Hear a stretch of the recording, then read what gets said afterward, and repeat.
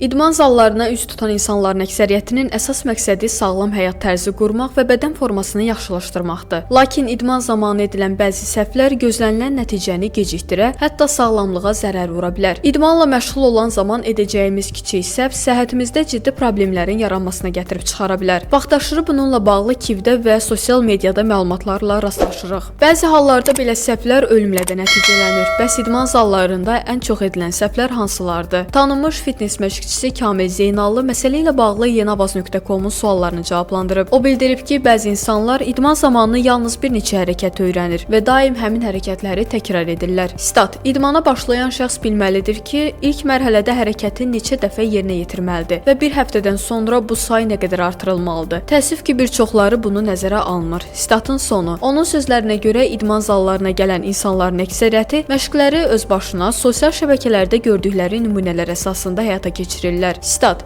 Halbuki həmin paylaşımları edənlər çox vaxt nə peşəkar idmançı, nə də məşqçi olurlar. Bunun nəticəsində müxtəlif risklər yarana bilər. Məsələn, ürək problemləri olan və ya yük qaldırdıqda narahatlıq hiss edən insanlar bu məlumatı məşqçiyə bildirmədikdə sonradan fəsadlar ortaya çıxır. Statın sonu. Kamil Zeynallı deyir ki, idmana başlayan şəxs mütləq sağlamlığı haqqında məşqçiyə məlumat verməlidir. Stat: Biz həkim olmasaq da bu işin içindəyik və insanların halı pisləşəndə ilkin müdaxiləni necə edəcəyimizi bilirik. Zala gələn hər müştəridən soruşuruq: belinizdə problem varmı? Ayağınızda damar genişlənməsi və ya qadınlarda əməliyyatlar olubmu? Buna uyğun məşq proqramı tərtib edirik. Belə halların qarşısını almaq üçün məşqçi ilə məsləhətləşmək, hətta həkim yoxlanışından keçmək daha düzgün yanaşmadır.